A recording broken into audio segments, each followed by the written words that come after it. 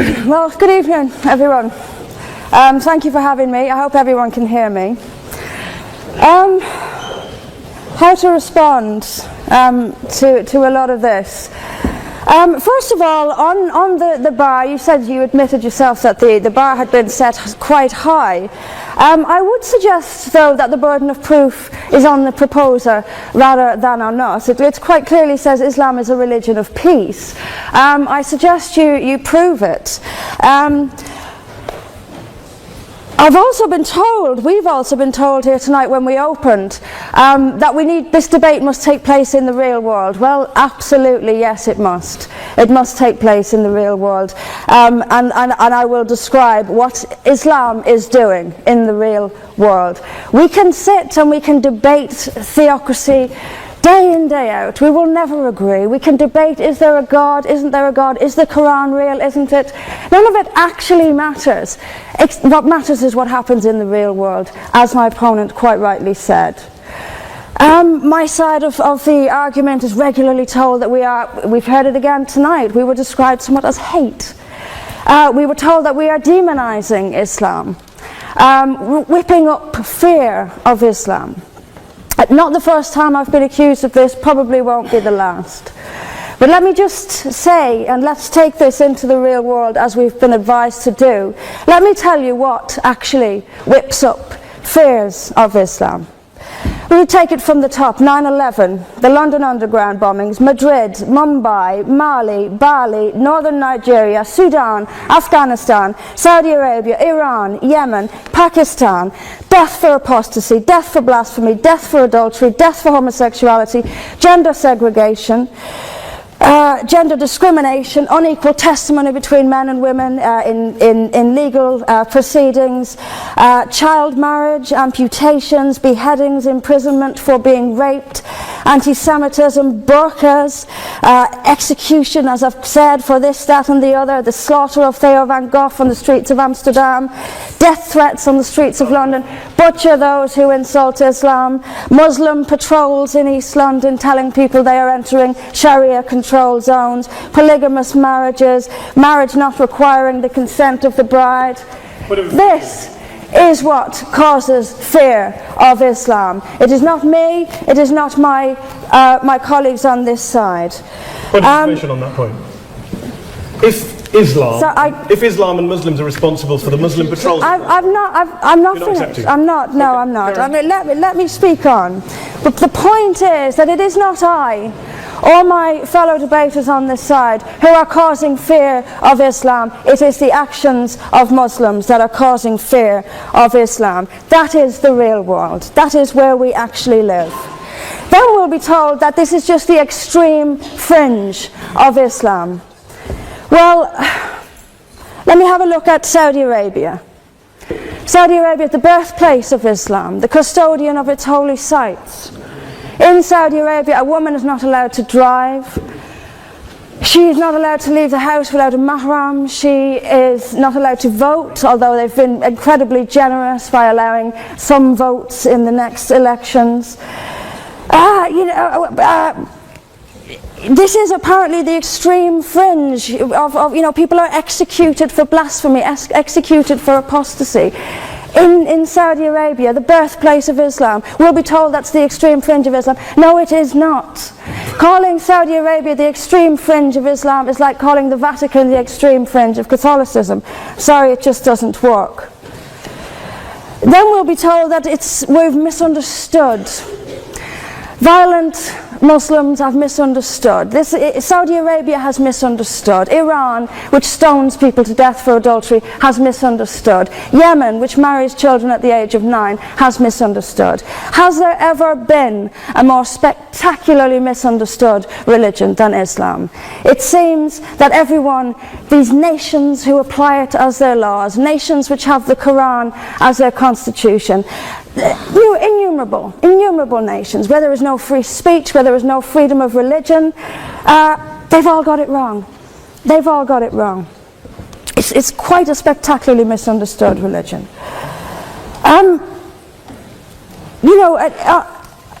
there's just so much. You know, I'm constantly told as well that I need to respect Islam. I'm never quite given a good enough reason why. I am under no greater obligation to respect Islam than I am any other beliefs. I'm under no more obligation to respect a woman oppressed in the name of Islam than if she is oppressed by the BNP or anyone else.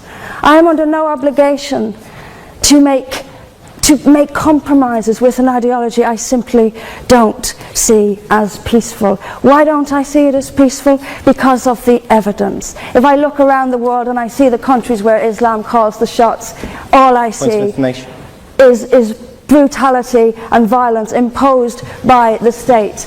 We were told that peace is not just the absence of violence but the presence of justice. Absolutely. I do not see how in a nation where, as the only woman here, I have some particular issues with the way women are treated in Islamic states. Now you can argue that they've got it wrong.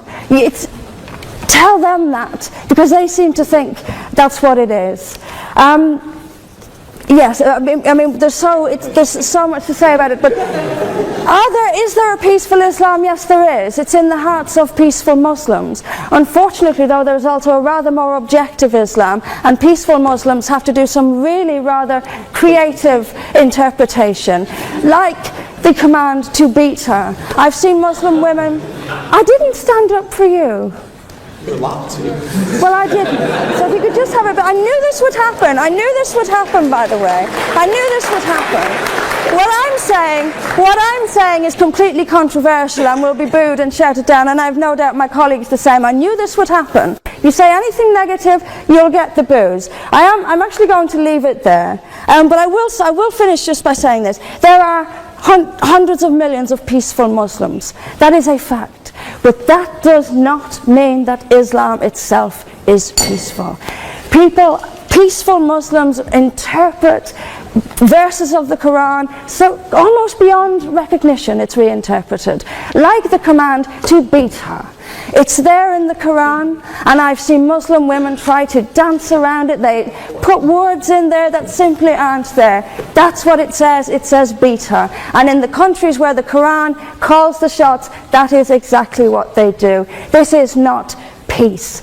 This is not justice. Islam is not a religion of peace, as the evidence shows us. Thank you. Thank you very much, Mr. President. Ladies and gentlemen, good evening. Assalamu alaikum. Lovely to see you all here tonight. We are having a very entertaining night, are we not, with some very interesting things being said from the other side of the house tonight. Let me begin by saying, as a Muslim, as a representative of Islam, I would consider myself an ambassador for Islam, a believer in Islam, a follower of Islam and its Prophet. So in that capacity, let me begin by apologizing to Anne-Marie for the Bali bombings. I apologize for the role of my religion and me and my people, for the killing of Theo van Gogh, for 7/7. Yes, that was all of us. That was Islam, that was Muslims, that was the Quran. I mean, astonishing claims to make in the very first speech on a day like today, where the Conservative Prime Minister of the United Kingdom is having to come out and point out that these kind of views are anathema. And I believe you're trying to stand for the Labour Party to become an MP in Brighton. If you do, and you make these comments, I'm guessing you'll have the whip withdrawn from you, but then again, UKIP's on the rise, they'll take you, the BNP, they might have something to say about your views. This is what Mehdi Hassan always does.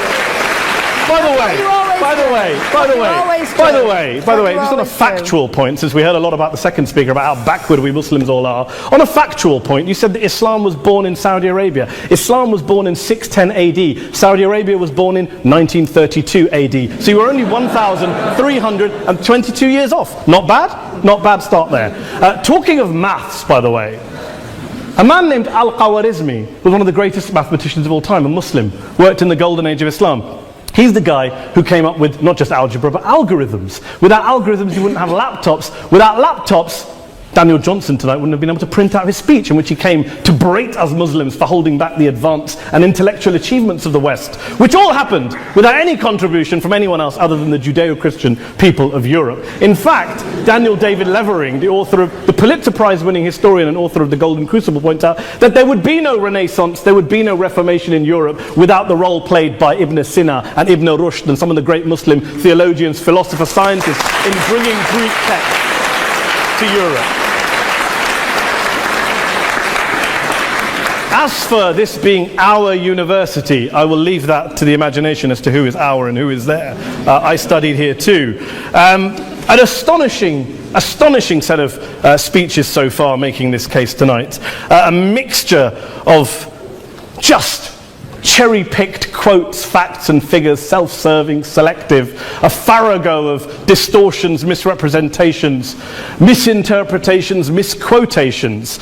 Daniel talked about my article in the New Statesman, which got me a lot of flack, where I talked about the anti-Semitism that is prevalent in some parts of the Muslim community, which indeed it is. Of course, I didn't say in that piece that it was caused by the religion of Islam. In fact, modern anti-Semitism in the Middle East was imported from, finish the sentence, Christian, Judeo-Christian Europe, where I believe some certainly bad things happened to the Jewish people. In fact, Tom Friedman, Jewish-American columnist in the New York Times, told me in this very chamber last week that he believed, had Muslims been running Europe in the 1940s, 6 million extra Jews would still be alive today. So I'm not going to take lessons in anti-Semitism from someone who's here to defend the Judeo-Christian values of a continent that murdered 6 million Jews.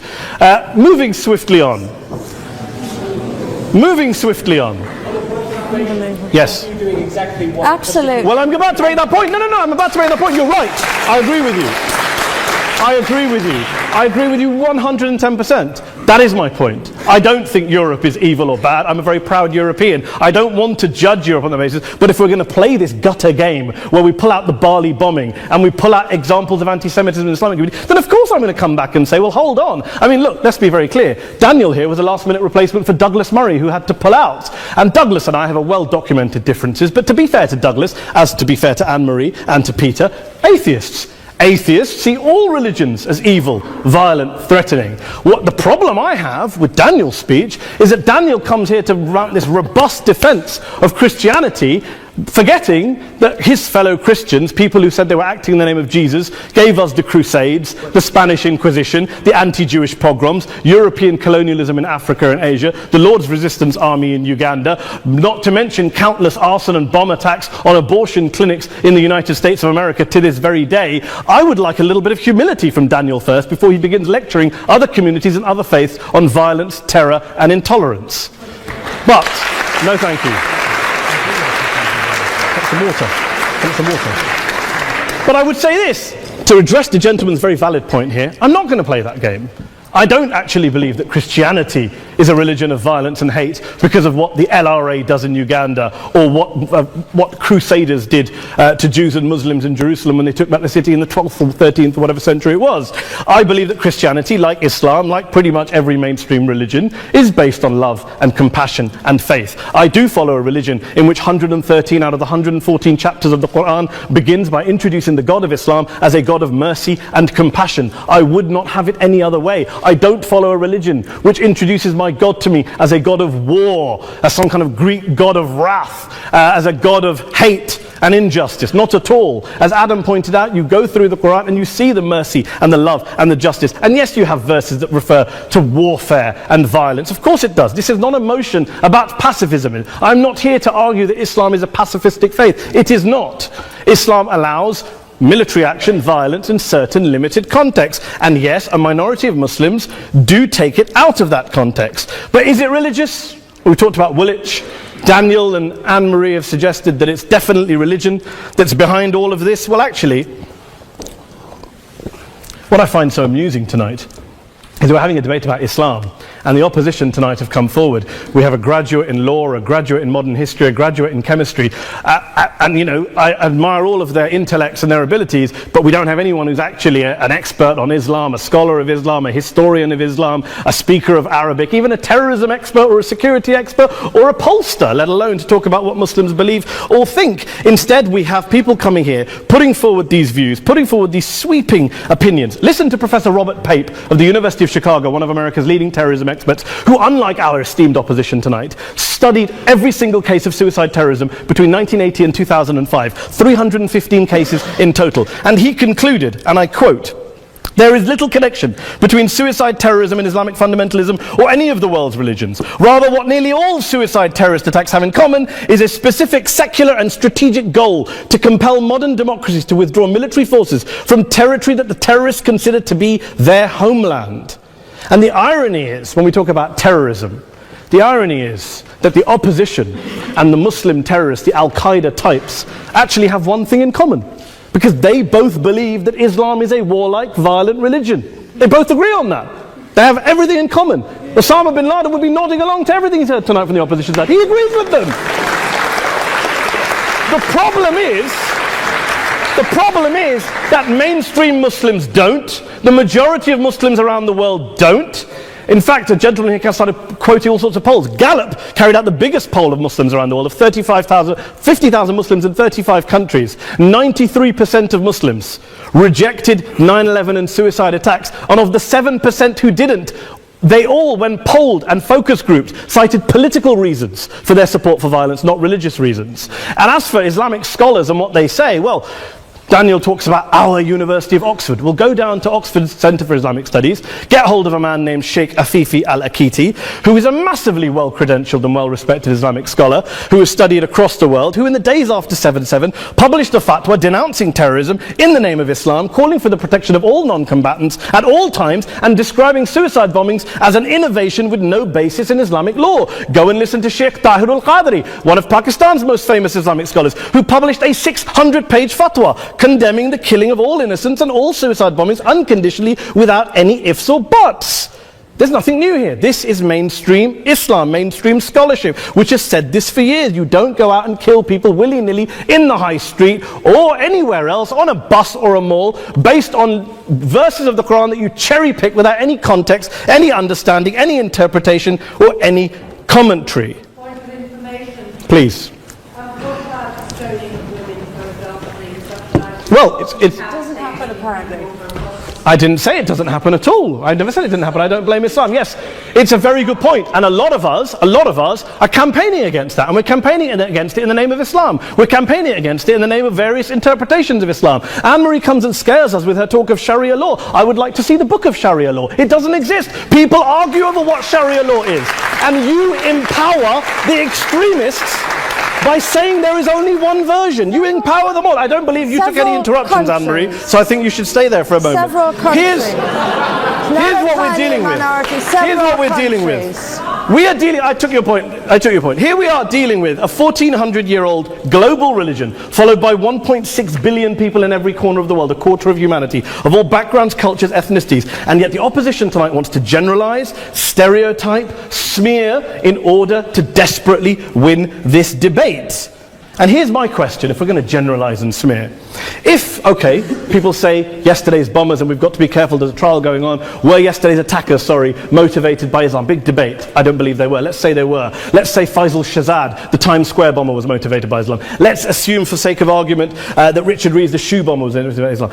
If Islam is responsible for these killings, if Islam is what is motivating these people, and Islam is therefore not a religion of peace, a religion of war, then ask yourself this question: why aren't the rest of us doing it? Why is it such a tiny minority of Muslims are interpreting their religion in the way that the opposition claim they are? Let's assume there are 16,000 suicide bombers in the world. There aren't. Let's assume there are for the sake of argument.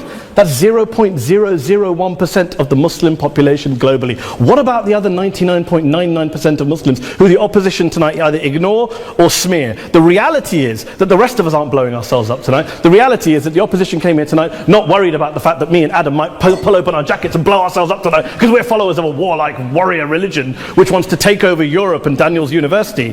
The issue is this.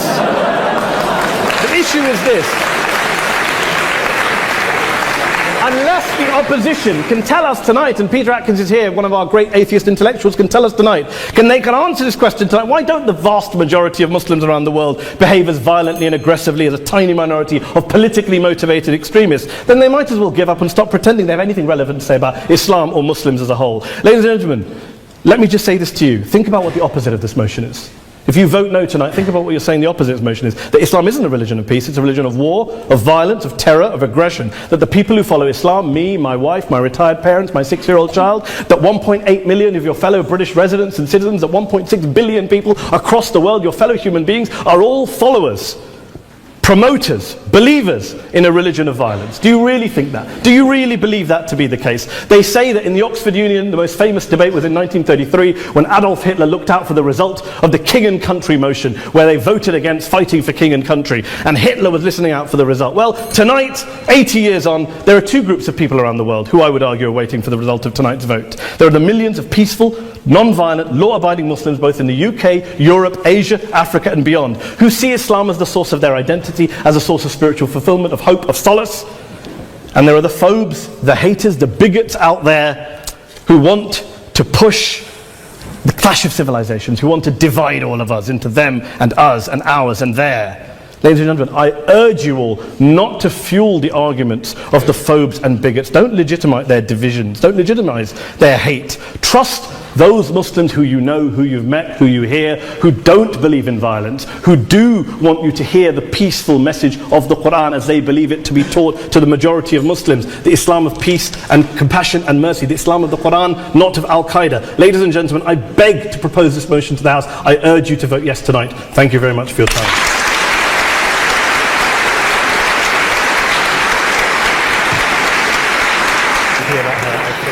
In it, as good men will find anywhere. But we, through examples of the behavior that Islam inspires and often condones, and by seeking to show that Islam has an intrinsic fault, long for Islam 2.0. Islam 2.0, Islam's enlightenment, will have an emphasis on humanity, subtlety, harmony, and reason, and be virtuous. On that point, this evening, though, you are judging Islam 1.0, not Islam 2.0. By opposing the motion, you will be encouraging the emergence of what most of humanity really longs for, but which does not yet exist. Please, for the sake of humanity, oppose.